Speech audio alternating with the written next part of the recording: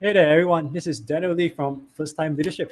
Welcome back. This is day 5 and the last day of the official book launch. So this whole week, for the past 4 days, I have been interviewing people who have been directly involved with First Time Leadership. Day 1, I had my co-author who has been there from the very inception of First Time Leadership. Day 2, I had a leader who, I met on LinkedIn and she was happy to be part of. That leader is Cynthia. In day 3, I had Roland and Guy who were interviewed very early on in the journey. Yesterday, I had a pretty a busy interview with Fabian, who resides in Vietnam and was interviewed, I think, just in the low 100s. Today, we're going to do something a little bit different, right? Today, we are going to bring in not a leader who has been involved with first-time leadership, but a leader nonetheless. But this leader is going to come in the perspective of a reader of the book. And I thought that her views as a reader of the book will be interesting and something that the audience, you, might want to know.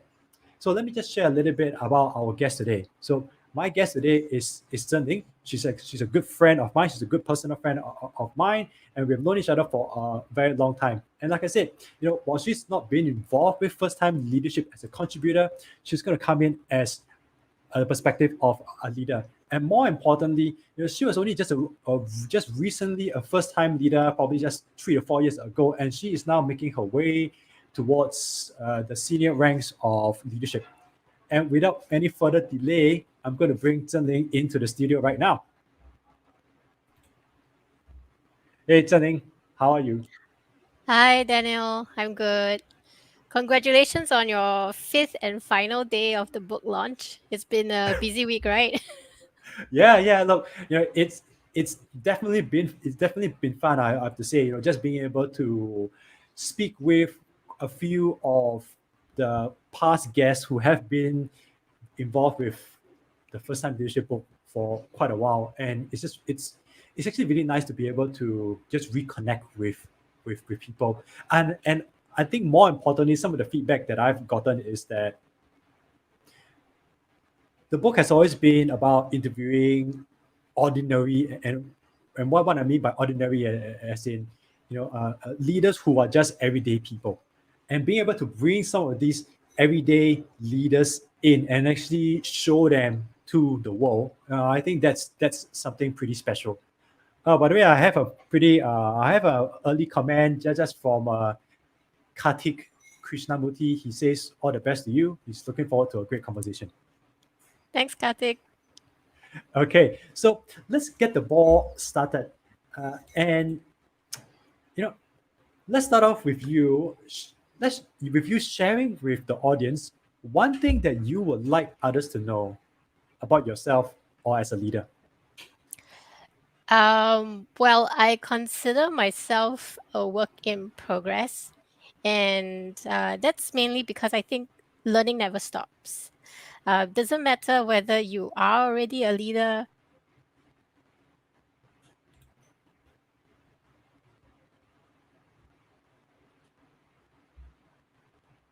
Oh, looks like we got some problems here with the stream. Let Are Okay, we are you back? back? Yes, you're back. You're Yep. back. Yes, you're back. All right. So I don't know how much of what I said you caught, but You said that that you are a work in progress. yeah, like I feel like a work in progress because I'm still learning, and I think as a leader, it's our responsibility to learn as well, to continue to improve. And there's no single situation that's exactly the same. There's no team member that's exactly the same. And that's where the learning comes in, whether you learn formally or you learn on the go, hands on through experience, or you learn through others, like you learn through reading about the experiences of others. Yeah, I have so Yo Chi Min just dropped by to say hi. He's glad to attend the show. Well, hi to you as well, Chi Min. Okay, so one of the things that I wanted to ask you is this. Yeah. I remember when I first reached out to you. We were having a chat, and I was organizing this launch I was looking to invite people, and I made the invitation to you, saying that I think your perspective of being a reader of the book, as in your first, how do I say, your first involvement with first time leadership is really through the book, right?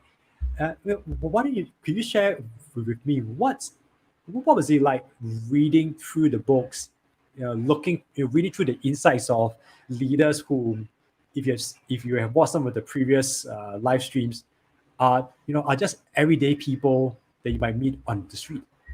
What was it like? So when I first knew that you were writing this book, it was several years back, right? And Yeah. yeah, and when you said you were going to interview 50 people, I was like, wow, that's a lot.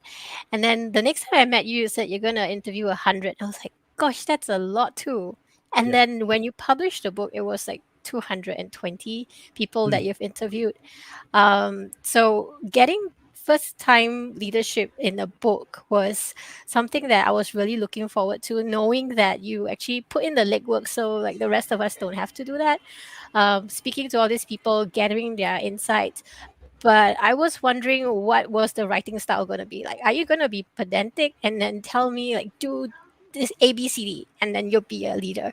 But it turns out like it was not, and the writing style was great. I felt like it was a mini collection of all these short stories together, and we all learned the moral of the story, and it was presented in a way that was very easy to digest, mm, easy for me to identify with as well. There were so many stories that I read, and I was like, yeah, okay, that's something that I might have encountered in my own work life or in my own personal space even. So I feel like that was something that was a pleasant surprise, just reading through the way it was put together. Um, and actually, I was thinking of how to describe your book just before we got on to this live yeah. stream. And for the Singaporean audiences, you will identify with this. We have this 10-year series book that every Singaporean Oh yeah. student who has gone through exams, we always buy this 10-year series collection of past year exam papers to prepare for exams, right? But Mm, if you think about the first time leadership book as a multi-decade series, not of exam papers, not of exam answers, but a collection of everybody's experiences from the past decades, and like 220 leaders and who shared their experiences. That was what I felt like really impressed, that you synthesized mm, all of that down into a book that was something that was easy to pick up and read. yeah.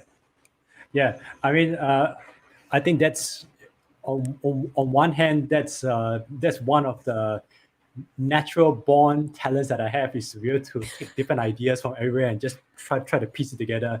And by the way, if any of you are watching out there, watching this live stream, do just drop a hi and just say hello. We'll love to just hear from you. And if you have any questions for Zhenlin as we go along this conversation, just pop it into the comments section of whatever platform that you are using, and we should be able to get it here. You know, it's it's so true. I initially started out with this idea of 50, and then my co-author thought that it'd be much better to write 100. And as we approached 100, we realized that we didn't have enough women interviewed, and so we kept pushing and pushing, and eventually that's how we got 220. 220 wasn't some number that we need to hit, but it turns out that 220 was the number that we had to hit in order to ensure that we got 50.41% women. Effectively, there's 111 women interviewed and 109 men there, right? So, Nice. so that allow us to ensure that we have that right balance. And there, I want to just focus a little bit on you, and I know that for you, being a people manager, being a leader, has been something that is more of a recent occurrence in your career. So recent, I'm talking like last 3, 4, maybe 5 years. And before we started this live stream, you were sharing with me that as a leader, sometimes you get things right, and other times you get things not so right, right? So when things don't go the way you plan, every single leader tends to reflect on what had happened. And sometimes some leaders might get a little bit self-critical. Okay. So my question to you is, when things don't go the way that you think that it should, how do you manage that? And how do you manage that tendency to not self-criticize? It's really hard. And I'm very aware of the fact that I question myself all the time. And um, I've heard this from several different other people as well who are in leadership roles, and they are sometimes far more senior than I am. And it turns out that we all have some, self criticism involved in our daily interactions with work or people or at home. And it's something that I feel. Um, that we shouldn't let it kind of stop ourselves from progressing. We shouldn't let it take over what we are trying to achieve in that decision making process or coming out of a decision making process. And I know you talked about the chief critic officer in your book as well, and that part really resonated with me because um, going into any decision every day, I ask myself a billion questions. Going into any conversation, anytime, any day, I'm asking myself a billion questions. But I'm not letting those billion questions take over my life. I'm not letting those criticisms take over the thought process. And I think the good way to think about it is, how do you harness that and use it positively and use it to guide how you want to make a decision. Sometimes self criticism is good. It helps you try and identify what are the potential risks, what are the potential pitfalls. It helps you look at different perspectives, different aspects of the situation before you actually make a decision. Some might think that, hey, that's going to take me an added amount of time to make a call. Some people are just really quick with making decisions, and that's good on them. But I know for myself, that's not the case. I like to think things through really thoroughly, but at the same time, when there is an urgency to act, then act with urgency. But make sure that you are comfortable with the decision that you've made, and if you fail, learn from it, right? I think the important part coming out of this as well is, don't let your self-criticism stop you from learning, because if you're aiming for perfection all the time, then you're missing out on all the progress that you should be making by learning through failures. And making sure that you have the opportunity to take risk, and then find successes in those risks that you take as well.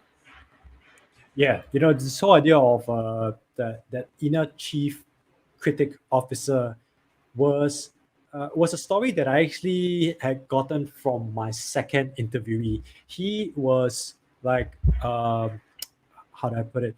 He was like a second in charge for a small HR department of around 9 people. And he had one person reporting to him. So he thought that, as a second in charge, he could just slowly learn how to eventually, assume the number one position 2-3 years down the road. And then things had changed. His HR director decided that she was going to leave, and so he was given 6 months to ramp up and take over the entire department. Nothing prepared him for the actual realities of leading a HR department for himself for the first time. Even as the number two, he never felt the pressure. And then once he became number one, he said that it was just this almost everyday, inner criticism of himself, where he was wondering, is he saying the right things? Is he taking the right actions? Is he making the right decisions? And I think what you said is really true. You shouldn't let the you shouldn't let your inner criticism stop you, because sometimes when you need to make decisions and there's an urgency to do so, then you have to do so. So then, I mean, what do you do to, and I may have missed this, and tell me if I did, what do you do to actually manage that inner voice so that it's not criticizing you, but it's giving you enough feedback so that you go, okay, you know what, this is enough. I'm just going to make a decision. Um, like I said, it's hard because I'm being self-aware that I have this self-critic officer operating in my brain all the time. It's sometimes very hard, especially, and maybe I'm just overgeneralizing, but I feel a lot of female leaders that I meet as well often have second guess themselves. They often second guess, is this the right decision? And it could be a variety of things, right? It could be because they haven't had the opportunity to work with the right female role models in a leadership role. It could be that they feel because they might be inferior in some shape or form coming into this role as compared to their other peers. They tend to question themselves. So I think sometimes it's trying to make sure that you consciously stop yourself from letting it take over. The point where it gets destructive, it's when it takes over everything that you do. It takes over and wrecks your how you feel about yourself, how you think about yourself, right? I think it's important to recognize that first, recognize that this is happening in your subconscious, and then make a conscious decision to say, okay, this is where it stops. This is where the feedback or the criticism or the thinking through options type of exercise is useful. But after that, anything else that is negative might not be healthy, might not be Yeah. useful. So I think it's something that we need to be conscious about and then try and move forward. Because like I said, sometimes decisions need to happen really quickly, and sometimes decisions you can take a longer time to dwell on and think about. Act and or respond based on the situation as it calls for it. Yeah, yes. I think that's very true. I remember writing this book or being in the journey to write this book, and I too had my own, inner chief critical officer.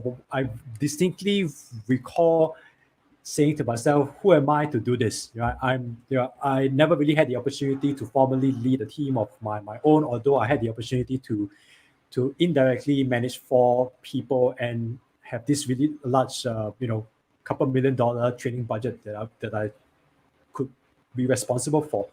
But still, definitely, I had that self doubt as to, who am I to do this? And what you said, being aware of what you're saying to yourself, being aware of that negativity, and then taking some action to put a stop to it is definitely a healthy way to go about doing that.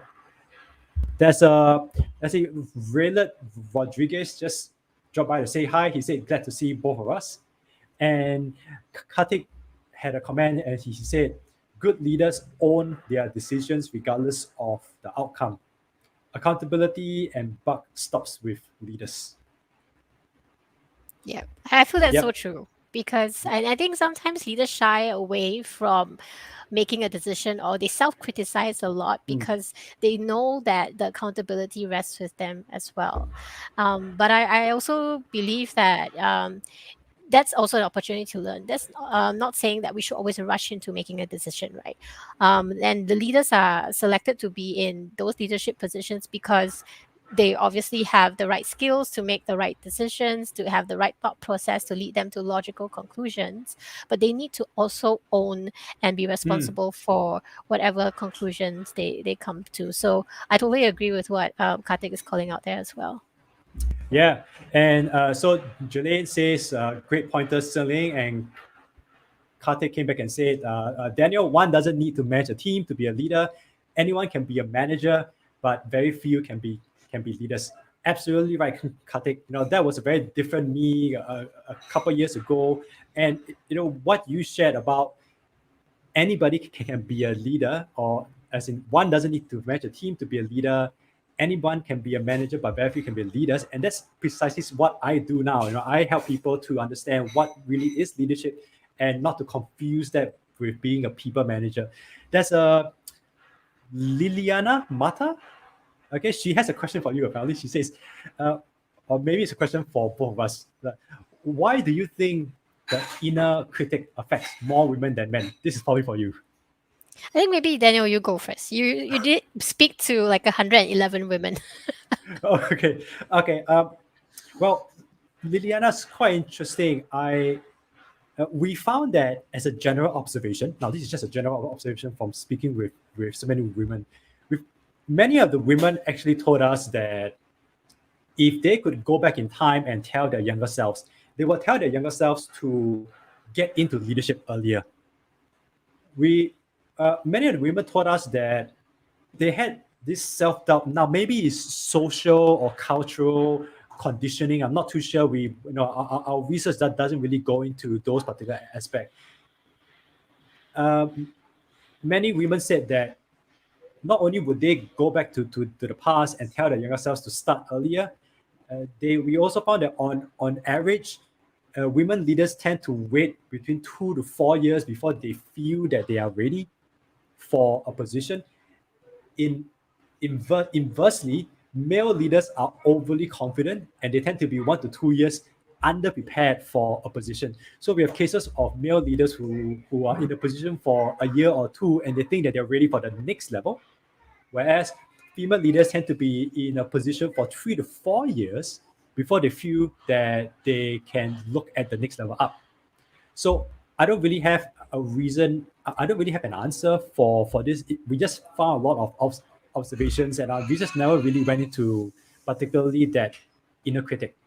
Maybe it's something. Maybe it's good to hear from you. About Liliana's question. Why do you think the inner critic affects more women than men?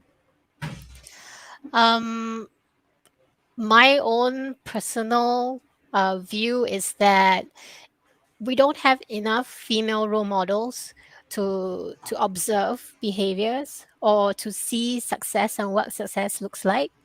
And we see a lot of male leaders doing well, doing what they do really well.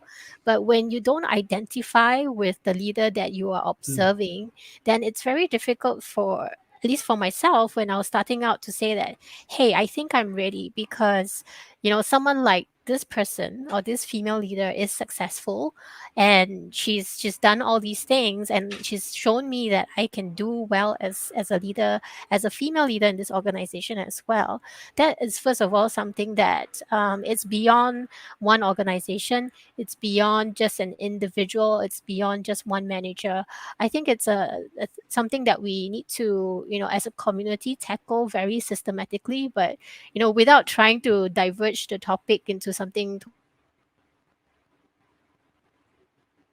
I think you froze again, Zhenlin. Let's give you a couple of seconds to see if we can get you back. Yeah, okay, I'm back. Okay, you're back. So you stopped at trying to tackle this problem as a community. Yeah. So I was going on to say that I think this is something that we need to tackle as a community, but it's much bigger than what we're trying to answer today in terms of first time leadership. But I think role models are really important to have the opportunity to observe. It does affect us, our subconscious and our evaluation of our ability to identify with a leader. But I think there's also a part to play in looking at gender roles. When we look at a female leader, in who has a family, who has children, everyone's family situation is different. Everyone's opportunity and time available to spend outside of family time and invest in work and invest in building relationships at work could be very different. And I've heard from a lot of younger women who are in the workforce to say that, yeah, well, I want to focus on my family right now, or I don't think I have the time, or if I'm in a leadership role, I'm going to have to spend more time at work and I'm planning for a child. So things like that sometimes do come into play. But I think there are just so many different social aspects to it that it's hard to nail down. This is my own generalization with the people that I've spoken to and myself as well. Yeah, and I'll add that I remember two things that I for my interview. One was, this lady was like the CEO for US or Canada for wealth management organization, And she was saying that one of the things that she does to give women more opportunities in her organization is when there are opportunities for promotion or for for positions and whatnot, she would approach women that she think have what it takes. But she wouldn't ask, but she wouldn't tell them, hey, look, I want you to apply for this position. She'll just say, I want you to just be interviewed. I want you to just go through the interview process, and that's it. Not with the intention of getting the promotion or getting the opportunity, but with the intention of experiencing what it would be like. And what happens Yeah. is that more often than not, when these women are actually in, because by nature the women would prepare for the interview so that they can get the most out of it. And when they're in there, more often than not, they will actually go back and tell the CEO, "Hey, look, I think I may have what it takes to actually be in this position." So inevitably, what she was trying to do was she was just trying to help women get over themselves and just put themselves in a position where, hey, I'm experiencing the interview process and then realizing for themselves, maybe I actually do have what it takes. And as a second thing that you said about this whole social cultural thing, and that's very true. I had one story that was shared to me, which was that uh, is from a male leader. He said that he wanted to promote a female subordinate, and she rejected the promotion because she didn't want to be in a position where she was higher than her husband. Yeah, and so Mm-hmm. I think what you said is absolutely right. There are all these cultural and maybe social aspects and maybe timing as well that is really difficult for an organization to account for. So in any case, if any of you are watching, do drop a hi, and if you got any questions for Zhenlin, just go ahead. So Zhenlin, let's run through a couple of the findings here, and I want to get your response to it. All right. So one of the findings that we found is this: we are born with the potential to lead, but leaders have to be made. What are your what's your thoughts? Um, I don't think everyone is born with the potential to lead, first of all. And I think leaders being made also depends on the opportunities that present itself and how prepared the individual is Mm, to grasp those opportunities. And but one thing I feel is that um, if you are always lamenting the fact that, oh, I don't have enough opportunities, or how do I get to the next level, can you tell me what is the miracle formula to get to the next level? What are the steps I must do? I don't think that's the right way to approach trying to get into leadership, mm, because you need to first of all understand that being a leader is something that the opportunities are many, and not just in a formal organization situation where you are a people manager. You might be leading a project, you might be a senior member of the team, or you might not even be a senior member of the team, but you're working cross functionally with others, and you need to get mm, something done. There's always some level of leadership that needs to um, come through in order for a group of people to operate well. mm, And if we think about it that way, then that's your opportunity right there, right? How best to tell people or show people? Actually, nobody wants you to tell them that, hey, I'm a great leader. No one's gonna believe you, right? But if you can demonstrate that, I think actions speak louder than yeah. words. If you are able to demonstrate that, and you make yourself a leader in the Mm, way that you are able to lead a project well, you're able to lead a team of peers to get together and take action on something, whether it is to organize a social event for the company or for your team, or to complete a project that's formally assigned to you. I think those are all opportunities that you need to grasp as an individual, and not wait for someone to make you a leader.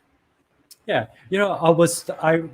I recently completed a workshop with a group of aspiring leaders, and in the post workshop survey, many of them said, look, they want to have the opportunity to be able to demonstrate their leadership. So it's almost like you are giving them the advice, which is don't wait for like this grand opportunity to to display or to demonstrate leadership. There are many opportunities. So maybe it's not the huge opportunity to lead a highly visible project, but it could just be like the everyday opportunities where you are consistently demonstrating leadership. Yep, spot on. Would that be the Spot case? on. Yeah. Yeah, exactly. I think there are so many opportunities in your everyday work life, in your organization, and how you interact with people, that you can demonstrate that you have what it takes. You have the maturity, you have Mm, the way in the self-awareness in how you respond to people, how you manage difficult and challenging situations. And you're not just working with yourself. It's easy as an individual contributor to impact your outcomes, right? Because it's just yeah. yourself. You just have to manage yourself. But if Yeah. you're able to demonstrate that you have the ability to work with others, but not just work with them, help them be equally successful, then I think that's something that even I myself as a leader look out for when I'm looking out for talent in the Mm, workplace or talent outside of the workplace. That's your opportunity right there.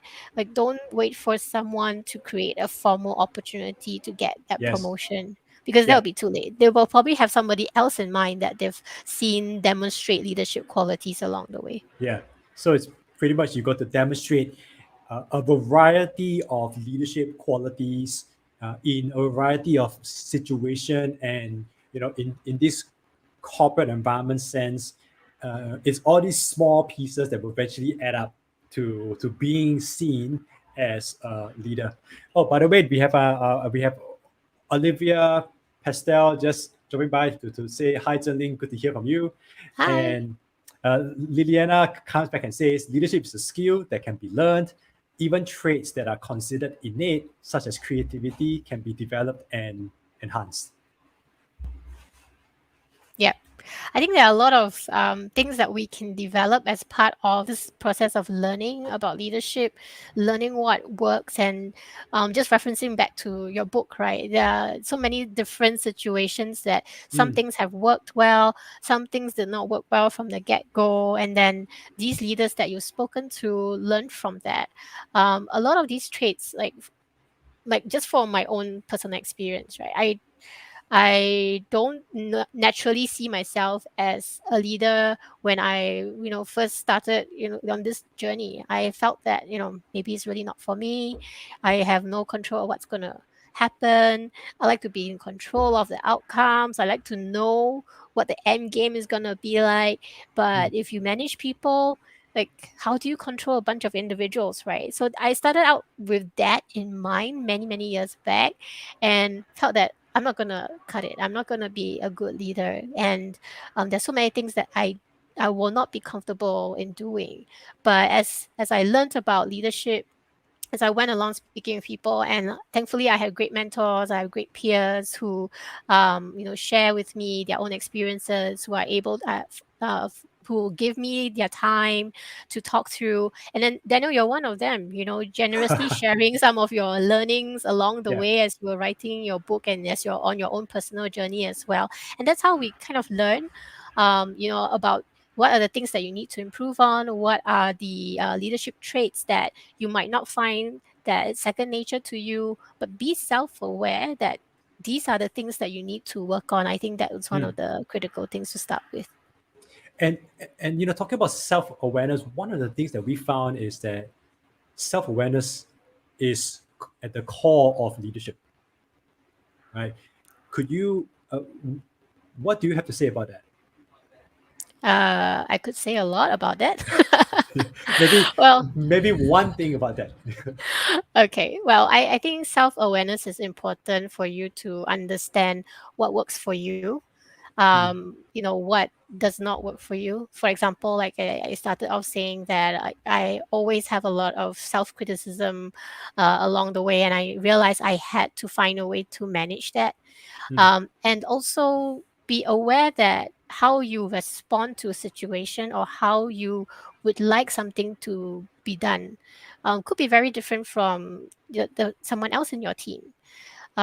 If I am, for example, right, if I tell you something, if I tell you about the weather today, depending on how I'm telling you about it, maybe you feel that, oh, she's feeling down, or does she want something from me? Does she want me to change the weather? Does she want me to change the day of the meeting? Is it too late in the day?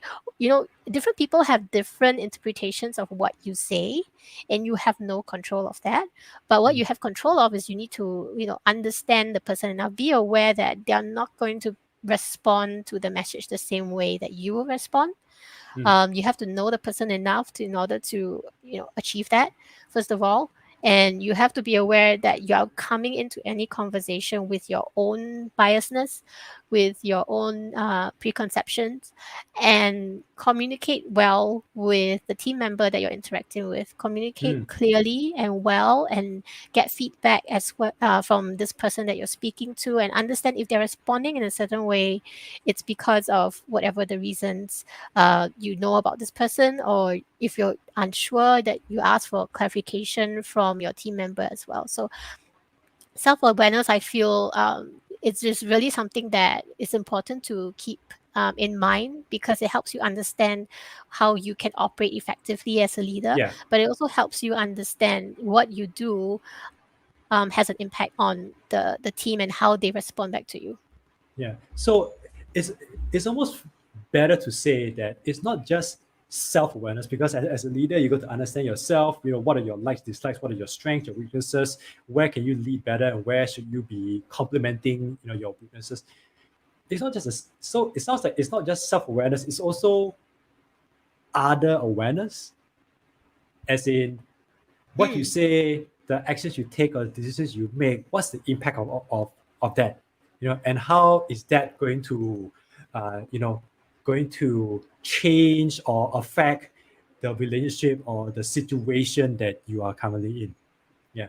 Well, I Yeah, I have think a go you ahead. just mentioned what Olivia put in the comments, which is to be aware of the situation, the environment, the Mm, factors, and delegate or co-lead with others if need be. Yeah, I totally agree. It's self-awareness about what you can or cannot do, how you impact the situation, how you interact with your team members, how what you say will be misconceived, or how what you say and how you say it's going to be taken in by your team members as well. And then the situation around them obviously matters, right?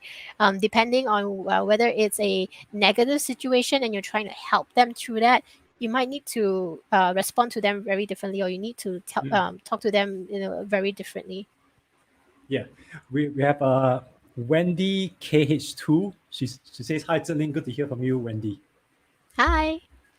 Maybe you know her. I'm not, I'm not so I sure. do, I Okay, do. yeah, Long that's lost great. friend. Hi, Wendy. Okay, so there's a question that I get asked quite frequently, and this question is usually asked by aspiring leaders. And considering that both of us, our own leadership journeys really started just a couple of years back, and I'm sure you can relate to this. And the one finding that we realized is that there's no one thing or one skill or one there's no secret technique to mastering leadership. Yeah, there Yeah. isn't. If it did, then everyone would easily flick a switch and be a leader, right? But it's Yes. a lot Yeah. more than that, because we are working with human beings, first of all. Everyone is different, every individual is different, and every individual who's aspiring to be a leader is different. Mm, And that's where you need to have the fortitude. First of all, when you're a leader, there will be situations you're thrown in where you might not like where this decision is taking you, but you need to toe the line. It could be a situation where you're managing conflict, or it might put you in a position where it's a little bit more confrontational than you're used to, right? I think the one of the things that we need to also be very aware of is, as leaders, very often you're put in an uncomfortable position, yes. right? You need to be able to embrace that. feeling of being uncomfortable, the feeling of you might not know everything, but then also be able to rely on the team that you're leading, because someone in your team might know something that you don't, Mm, and they might be able to solve this better than you do. And the mm, responsibility of the leader is, can I identify the strengths of my team that can help us all out in a situation that we're stuck in? I think a lot of leaders that I've not a lot. There are leaders that I've met in the past where they try to take it upon themselves to solve world hunger, not in the real yeah, literal sense, but yeah, trying to solve for yes, all the problems. And I love it when these leaders are very hands-on. I love it when these leaders don't mind just digging through and getting work done, but then they also forget that, hey, you have a team here who's more mm, than willing to help, who mm, maybe have great ideas that they can share with you, and can help ease the load of the team in its entirety if we are working together really, mm. really well. Yeah, yes. In day two, I had Cynthia, and one of the things that Cynthia shared with me is that as a leader, you got to be willing to be uncomfortable, because you're taking a stand. You're saying you're going to be having difficult conversations, making tough decisions, having to take necessary action, which will put you in an uncomfortable position. Sometimes people don't like it, even though they know that it's for the best of the team or in the direction that everyone agrees. And also the other point that you said is that, yes, some new first time leaders have this tendency of, they need to be the font of knowledge. They need to know everything that's happening in the team, when in fact the team has their own expertise and insights that they can offer to the leader. Because you know linking back to something that you had shared earlier, sometimes you need to make decisions and there's urgency to go about doing so, and you don't have the time by yourself to just be thinking through and trying to figure out the answer. You got your team to draw upon their insights in order to come up with the answer. Yep, that's So true. a fourth finding, and probably the last one for this session, is anybody can be a leader. What are your thoughts Yeah. about that? Um, Anybody can be a leader, but not everybody should be a leader. Hmm. And I'll caveat that by saying, I think I mentioned this earlier as well, that there are so many situations where, formal or informal, you get called on voluntarily or involuntarily to lead, right? Hmm. Um, Even my 11-year-old in school, she's called upon to be the class monitor, and she's rejected that because she felt that she was not ready. Yeah. And we might be thrown into this kind of situations ourselves as adults, right? You might be seen by other people as someone who is capable or ready to lead, but you then find yourself, oh, maybe I'm not so sure, I'm not so ready yet, and then you choose not to.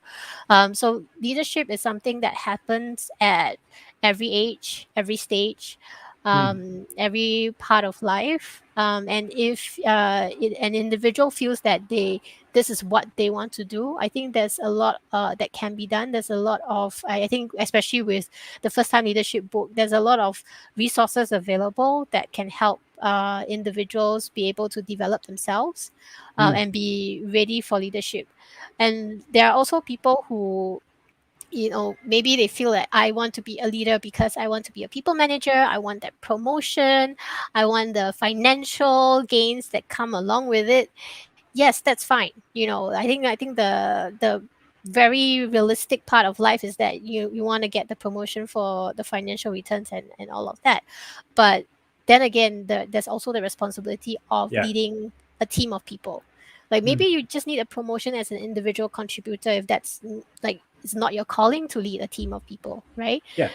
So there will be individuals who might not suit really well to be a people leader or people manager, and then there'll be individuals who are suitable but feel that they are not ready, and therefore they don't want to be one.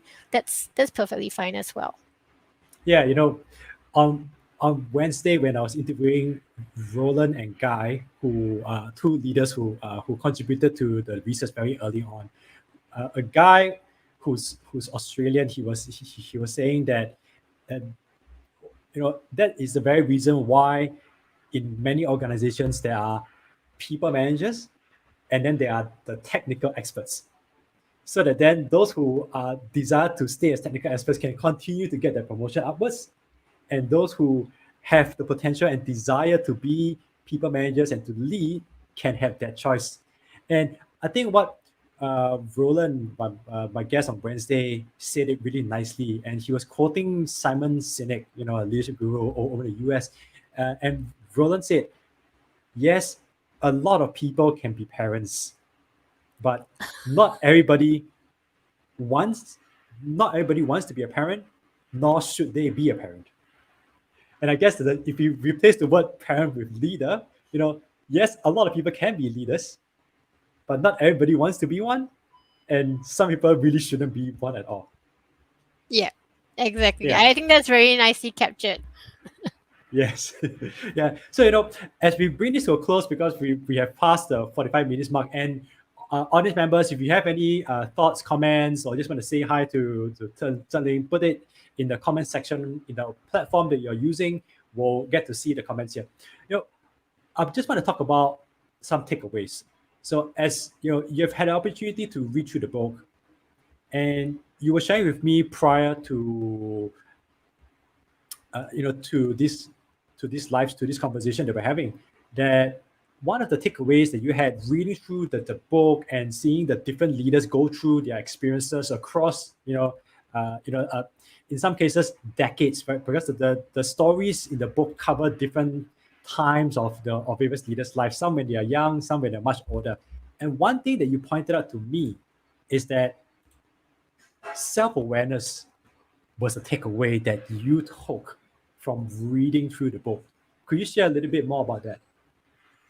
Yeah, I think I also mentioned it as we were talking through different topics as well. But I think self awareness is something that is a theme that's all throughout the book, because if you look at things like authenticity, if you look at things like how do I care and develop my team, how do I respond to them, or there's this, I can't remember the chapter, but I think there's this golden rule and there's a platinum rule about how you treat people. You have to be Yes. aware. Yeah, Yes. you have to be aware of how you're treating them as well, because you need to treat them with the way that they want to be treated, not how you think you want to be treated, right? So that self-awareness, I think, is something that is a theme that's very consistent throughout the book, even as you're touching on like different topics, different important topics or aspects of leadership. But the starting point is always you need to have that self-awareness that these things are important. How are you right now responding to a situation like that? If it were you right now, how would you respond to that? Do you see yourself having challenges with communication? Do you see yourself having challenges with your how you are carrying or showing or developing relationship with your team members? And that's why I said to you that, yeah, that's the number one thing that I felt coming out of reading the book and all the different things that have been covered. If you don't have that self-awareness to start with, then you just take this book, read it, and we're like, oh, okay, I'm good. I don't need to work on anything, which I really doubt everybody will. I really doubt any reader will come out and say, yeah, I'm perfect. Yeah. So what would you recommend to anyone who's thinking about reading the book? How should they read it? Or is there a certain approach, a certain mindset that they should take? What would you recommend to them? It's actually very easy reading, first of all, and I'm not a person who typically will just like pick up books every now and then to read. So it's very easy reading, but the way I read this book, maybe it's a little bit non-traditional. I didn't read it like front to back sequentially. What I did was I picked out topics when I saw all the chapters. I picked out the chapters that I felt that I really wanted to know more about right away, and it could be something that I was trying to solve at that point in time, and I read those chapters first. And then when I had a little bit more time, then I came back and I read the rest of the chapters that I skipped through before. And I think that helped me in the way that it addressed some of the things that I wanted to find out or validate. As I'm going through some situations, or I'm working through some issues at work.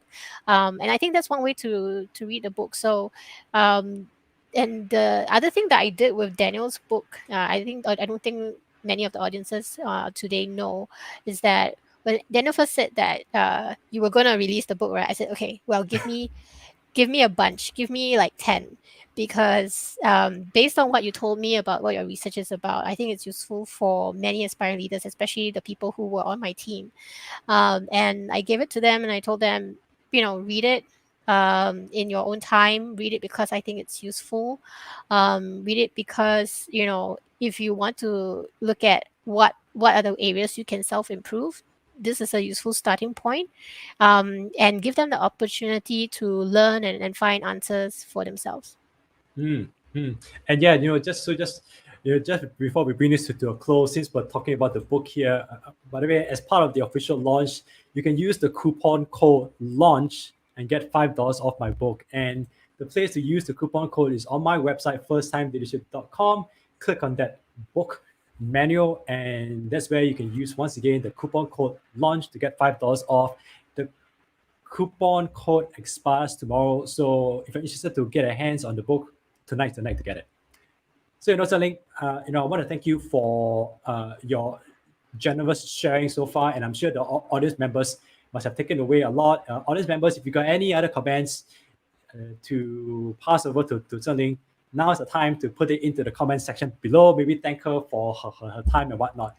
So, Zhenlin, one last question, and it goes like this. Since this is a live stream about first-time leaders and first-time leadership, what advice do you have for aspiring and first-time leaders out there?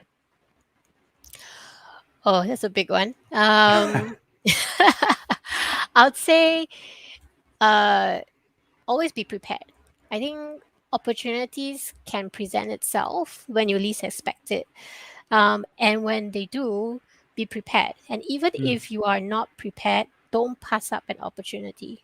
Because what's the worst that can happen? You just fail, right? And if you fail, then you pick yourself up and you try again, or you do something different. But don't ever pass up on an opportunity to learn. Don't ever pass up an opportunity to be a first-time leader, whatever it may be. And for those who are still waiting for that opportunity to happen, don't wait for it to happen. Create your own opportunities, show and demonstrate your leadership.